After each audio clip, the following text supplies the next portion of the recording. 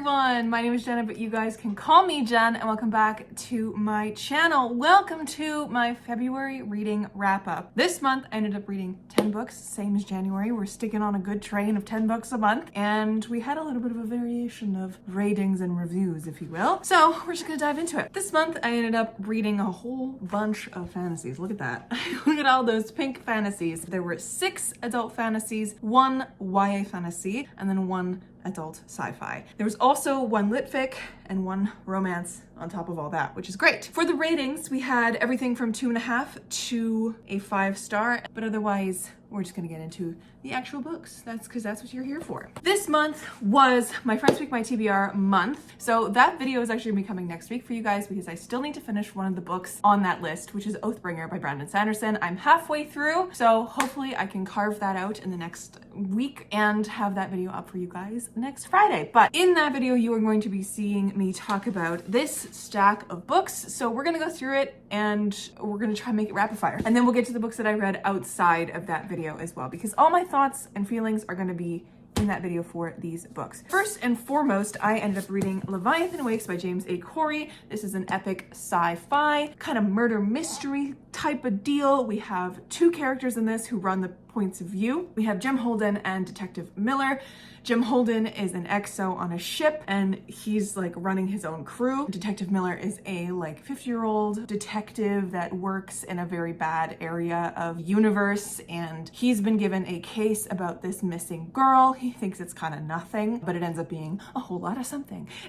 And Jim Holden ends up with his crew stumbling upon a dead ship. It ends up being like a trap called the Scopuli? Yes, the Scopuli is the ship that they come across. In this, they find some evidence that they then report en masse to everyone who could get broadcasts, and thus starts the plot of 1, figuring out the mystery of what happened to the girl because she's tied to the Scopuli, and also the fact that James Holden just declared war on Mars inadvertently, because he didn't actually believe that. He's just like, I think everyone should have all the information, and everyone's like, Jim, you are literally destroying the universe right now, calm down and shut up.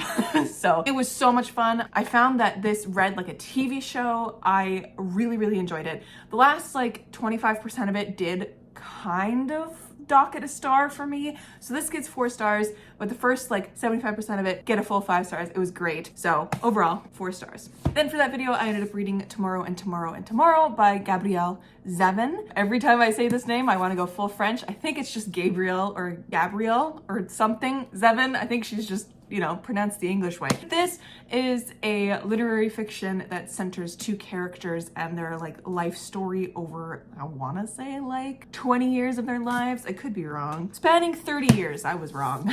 So 30 years of their life when they met as kids, and then when they, you know, go through university and start developing games together because this is video game centered, and then like how that transpires throughout their life and all of their woes and throes of everything in life. I wanted to love this so much. I was so excited for this entire TBR going into it, but this one was one of the ones that I was like, okay, this is my friend's favorite book. This is why she picked it for me of last year, her favorite book of last year. That's why she picked it. I'm ready to just fall in love with this book because it seems to be loved by everybody on the internet. It just fell flat.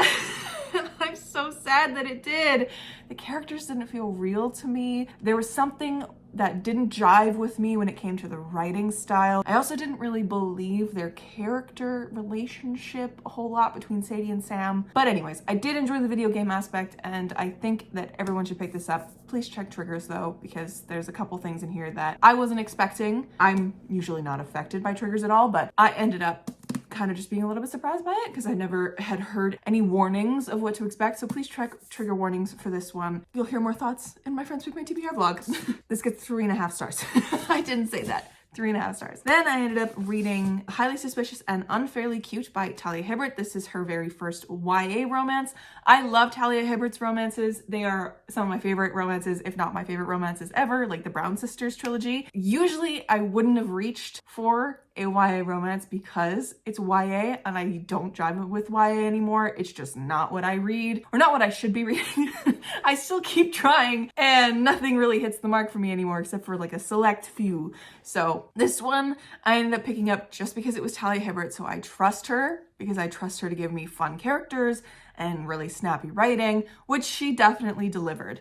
This was fun, cute, and so of this right now time with TikTok and teenagers in Britain right now, like in their lingo and all that kind of stuff. It is so painfully of this moment, which is interesting because the publishing world is so slow. So I find it funny that it's like really pertinent to like right now with how teenagers act and all that. Going in, I kind of knew it wasn't going to be my favorite Talia Hibbert because, as I said, it's YA, but it was still fun and heartwarming. This is an enemies to lovers romance where we have Celine and Brad, who are, you know, declared enemies. And they used to be best friends, but now they're enemies due to something that happened. And their banter in this is wild. My friend actually read this after me, Sophie, she read this after me, and she was like affronted by how mean Celine and Brad were to each other at the beginning. And I didn't find them that mean. It felt very teenager to me, and like the level of banter you get in an enemies to lovers. It was enjoyable, it was fine. It left me warm and fuzzy at the end, but I don't know. It was 3 hours of my life that I would rather have spent reading a different book, but I gave it 3.5 stars because it was definitely fun. And I will read many more Talia Hibberts in my life because she's great. Then I ended up reading Neverwhere by Neil Gaiman, which was definitely an interesting read for me. My friend Yeleni actually ended up picking this one up at the store for me when we went on our little, like bookstore date in the month of January, I think. We were talking about books. We were talking about how like The City We Became and The Ballad of Perilous Graves, like those two kind of books are very like the city is almost a character and it kind of deals with different like urban fantasy setting. And she says, oh my gosh, you should definitely read Neverwhere because if you really like that like kind of trope and stuff, read this. And I was like, great, awesome. So I really enjoyed this. I listened to the audiobook by Neil Gaiman and the audiobook is honestly so fun. He does such a good job. This is the second audiobook that I've listened to narrated by Neil Gaiman. He's so good at narrating his books. And he's probably one of the only authors I would trust to read their book. I've listened to so many audiobooks where the author has narrated it and they're just not that good.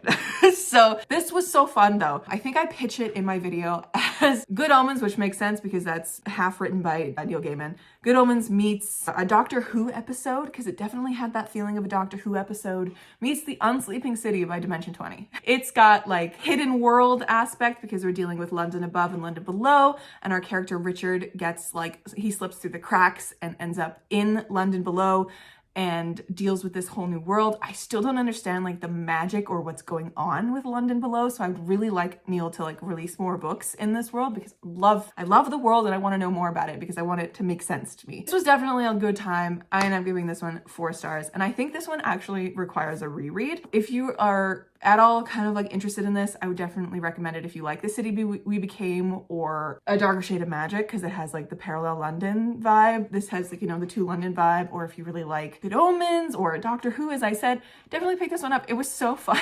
And I was surprised at how much I liked this, but I shouldn't have been because my friend Yeleni recommended it to me. I trust her, so I trust her even more now because Neverwhere was definitely fun. 4 stars. Lastly, which is also the last book that I read in February, I ended up reading Kaikei by Vaishnavi Patel. And this, again, like Tomorrow and Tomorrow and Tomorrow, missed the mark. This one more than Tomorrow and Tomorrow and Tomorrow because I was bored reading this, and I hate saying that. I hate saying this so much. I went onto Storygraph because I use Storygraph. I went into it to see if this was a slow-paced book because it was so slow for me, and it's logged into Storygraph as medium-paced, which is a lie. This is such a slow book. So slow. It is definitely like Circe, which is what people are comparing it to, is when it's pitched. It's like, if you like Circe, read this. Definitely. If you like Circe, read this because you will love it. Circe missed the mark for me, and this one even more so.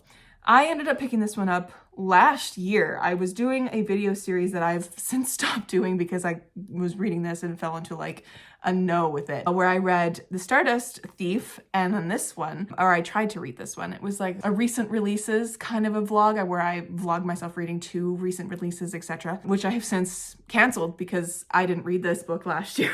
I got 200 pages in and I put it down and I never went back to it. And I probably would never have until my friend picked it for me to read for this Friends Pick My TBR. I should have listened to myself last year when I stopped reading it at 200 pages. When I was reading back through it, I was looking at my annotations. Before I got to the 200 page mark, there was an annotation there where I was like, okay, when does this pick up? I'm bored. And I got to that point and I'm like, same babe, like I'm still bored. And it didn't get better in the last half of the book. I ended up, I know this is terrible. I did this with Tomorrow as well. I ended up skimming the last 100 pages, like fast reading it. I was reading it faster than my audiobook, which was going at 3.5 times speed because I was just trying to get it done. I was bored of being in the story and I didn't care about the characters. I wanted to love these books so much and I just didn't. So this one actually gets only a 2.5 star. It missed the mark for me and it made me irritated and annoyed after I finished it. I was sitting on my couch and it was like 11:30 and I was just like, I'm so annoyed that I had to read this and be so bored throughout the entire thing. So it actually put me off reading for a couple days and I had to like wait and come back, and I still haven't come back yet. I ended up reading like 150 pages of Oathbringer the following day, but like since then, haven't read a thing. So I'm hoping to fix that with a couple of my current reads, but stay tuned for that video to hear all my thoughts about those books and Oathbringer as well once I finish that one. But other than those, let's talk about the books that I read outside of that video. So first and foremost, if you remember January, I ended up rereading Legendborn by Tracy Deonn because I wanted to then go into Bloodmarked, which is the sequel that came out last year. And I'm really glad I did. I enjoyed this. I didn't like it as much as Legendborn, but it was definitely a really great sequel. Tracy Deonn knows how to write a good book. And I'm so glad that I ended up picking this one up. And I'm very excited for the third, whenever that one comes out, because there are a lot of really interesting developments in this book that I need to know how she fixes, you know? I think though, because I read a few YA fantasies in January and then read this one, I immediately was like, I need to stop reading YA fantasies for like months because I'm tired of reading YA fantasies. I just kept finding myself like rolling my eyes at all of the angsty parts. So like... This is just me saying that I need to stop reading YA fantasies unless I know for sure that they are authors that are going to kill the game with it. Or if I hear that they are absolutely amazing. Like I have a lot of YA fantasies, they're on the shelf above this, you can't see them, that I really, really want to read that are like, what are they called? Like Night of the Raven, Dawn of the Dove, I'm really excited about. A Far Wilder Magic, I'm super pumped about. Spice Road, the newest Cassandra Clare book, of course, and I still have to read Realm Breakers, Bladebreaker, the sequel. So I have a lot of YA fantasies that I do still want to read, but I need a break. This is why I haven't read a single one since finishing Bloodmarked, because I just need a break. I need to spend time in my adult fantasy worlds because I just like being in them so much better. Anyways, that was a total side tangent of a rant. That is not to say this was a bad book. I ended up giving this book 4 stars. I enjoyed it. I think the things that I found different from Legendborn were that this one felt a little bit more repetitive. I found Legendborn a lot more engaging with the fact that there is a like magical competition in there and like stakes and things that are happening and Bree like trying to figure out stuff about this world and also the other world with her root magic. In this one, there was a lot more of root magic, which I really liked. But there was a moment in this book in the first part that I think I've actually heard a lot of people say that it was quite slow when they were reading it as well, because the beginning was quite slow. Is because they are locked in this formula of being on the run, thinking they're safe, they're not safe, they're attacked, they run again. They think they're safe, they're not safe, they're attacked, they run again. It kept going in this loop of never ending the same kind of stuff happening, and it got a little tiring. So I think that's what docked it a star for me. And I'm sorry, I really do not like Selwyn Kane, and I feel like I'm gonna get so much backlash. I don't like him. As an adult, I do not like the broody bad boy. He is rude, not only to Bree, which I understand because there's an enemies to lovers formula going on. He's rude to Alice. Nobody can be rude to Alice. Alice is Bree's best friend. Nobody. And I swear to God, Tracy Deonn, if you do something to Alice in this next book, I'm going to riot. Alice is my favorite. She cannot be touched. Her and William need to be left alone. Just leave them be. Leave them be. Let them be happy.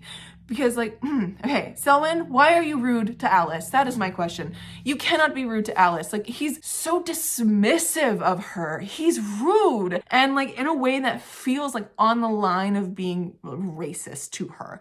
Like, it's just not nice. And racist in the way of like, not because she's Asian, but because she's like human. So it's like bleeding into the fact that because she's human and not special, she's nothing. And I'm like, buddy, you need to stop. So it's coded as racism to me. Anyways, there's my rant about Selwyn Kane. I don't like him. I'm really interested to see what Tracy does with the next one, whenever we get that. But yes, Bloodmarked, 4 stars. That was a really long rant. I do apologize. Another book that I read, this is not in any order at all. Usually I order my wrap-ups in like the order of the books that I read. Not ordered at all in this one. We're just jumping around, which is fine. Another book that I ended up reading in the month of February, which finished my Cozy Fantasy vlog, is Can't Spell Treason Without Tea, which is one that I was very excited to read because I remember hearing about this, pitched as like, if you like Legends and Lattes, read this. It's about a sapphic couple leaving their jobs in their life and finding a place in a tiny town to open a bookstore. And I was like, Spider-Man meme. Because this sounds like A Second Story. Like it sounded similar to A Second Story, which is my book that's coming out in May. So I was like, I need to read that because I need to know what she did with that opening a bookstore trope and all that kind of stuff. This was definitely cozy, soft, lovely to read, but I did have a few issues with it. This ended up being just okay for me. I didn't love Chianthi and Reina, our main couple in here. I didn't love them together. I had issues with their relationship. There was some like foundational issues in their relationship that I was like, they should really talk about this instead of just laughing it off. Like this is going to become an issue down the road. Like it's going to fester and become like a rotting wound. Like please don't let this sit. And they didn't really ever sort out those issues. And I'm a little concerned. And I don't really understand why they were together. Like I didn't see the pull for them to be together. Like there were reasons spoken out loud as to why they were together. Like they said that Reina was the first person who saw her for who she was and all that kind of stuff. But I didn't get the pull. And this was also too long. It took me a while to really, I'm not even gonna say get into it. I never actually fell into the story. It was just something that I read like 50 pages a night before going to bed kind of a thing. And it wasn't something that I got lost in. And there was just, I don't know.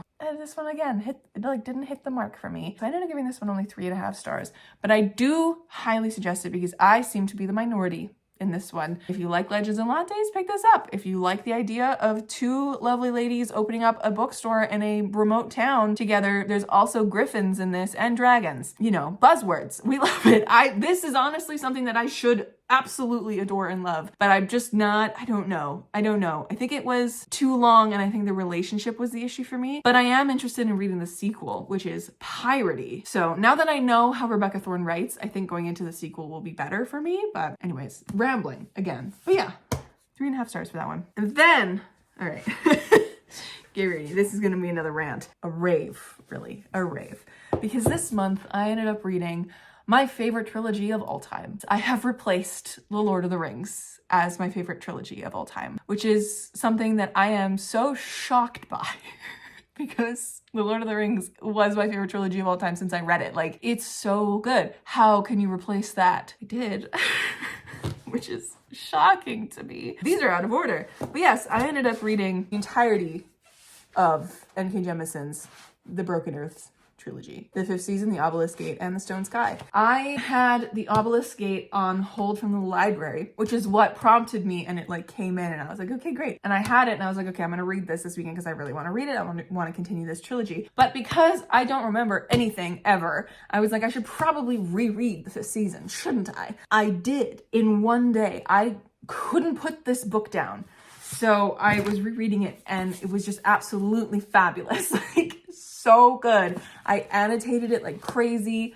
I just was so into it. Just I couldn't put it down. I finished it in like 5 hours, which is crazy because it's like a chunky fantasy book. Originally, when I read this, I gave it only 4.5 stars. This is a full 5 star for me. Amazing.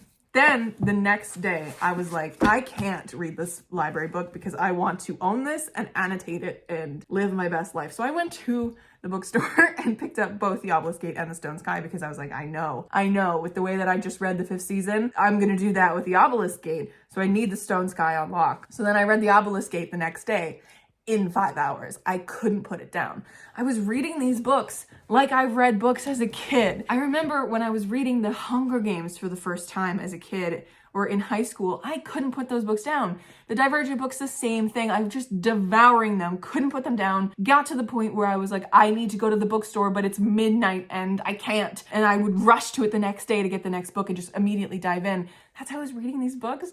And it was just such a joy to feel that joy of reading again. It was so good. But yes, 5 stars. Loved The Obelisk Gate so much. Fantastic sequel. And then I couldn't read The Stone Sky the next day because the next day was Monday, and that was working, obviously. I didn't let myself start this book that whole week because I knew if I did, I would be up till 3 a.m. to finish it, which is not feasible for me in the middle of the week. So the next weekend, I started and finished The Stone Sky in 5 hours. I read this entire trilogy in 15 hours total. Like, it was just amazing. I could not put this down, friends. I ended up starting this at like 5 p.m. on I think it was a long weekend Monday, and I devoured this entire thing. Was it even 5 p.m.? No, I must have started it in the afternoon, like 1 or 2 p.m. because I was done it by 7. Like, I was just sobbing at the end of this. This is one of my favorite trilogies of all time, and I want to reread this 8,000 times. And Kate Jemisin is a genius, my friends. I am so in love with these books and this world. God, if you guys are at all interested, please look up trigger warnings. They are really dark books. You deal with some crazy stuff in these books. Literally, first page of the 5th season, you are looking at a mother who's looking at her dead child on the floor because he was killed by her husband. Like, it is insane, okay? You've got that. You've got, it's the end of the world. Hi, I didn't tell you what the 5th season was about. The 5th season, we start with a 5th season, which is a crazy freaking thing that happens in this world where the world is very mad and starts to rip itself apart. And so people are living essentially through the end of the world. At the beginning of this end of the world, you're following Esun, who is the you point of view. So we have 3 different kinds of points of views. We have a first, second, and third point of view in here. Second point of view is following you, who is Esun, and Esun is broken and she's trying to find her husband and her daughter because her husband just killed her son because of what he is. And he and her daughter and her are all what's called orogenes.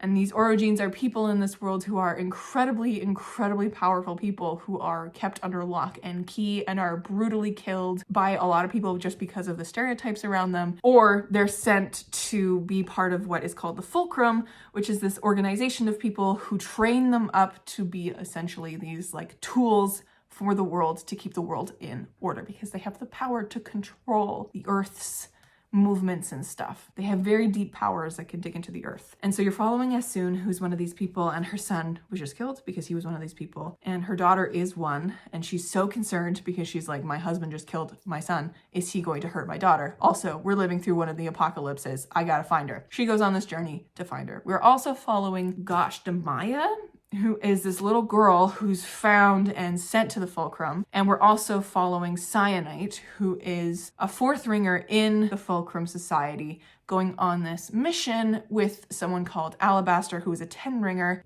to do a job kind of a thing, control something. And it's their story as well. So we're following 3 different points of views. Cyanite and Damaya are in the past, and Nesun is now. So you're following Nesun.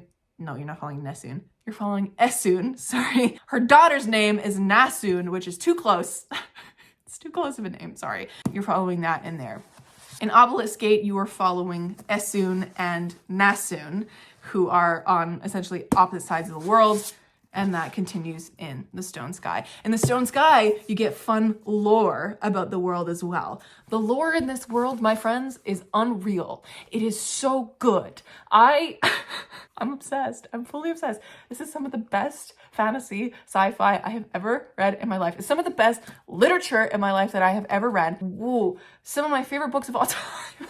I don't even know how to pick a favorite out of these.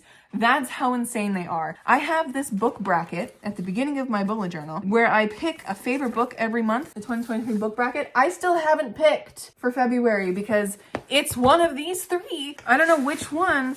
I'm probably just gonna end up putting the first one because it's the first one and I've reread it twice, or I've reread it once already. So I guess this is it's not my favorite, but I have to pick one and it'll just represent the whole thing. That's what it's gonna be. I could talk about these books for hours, guys. I'm so happy that I read these. in February.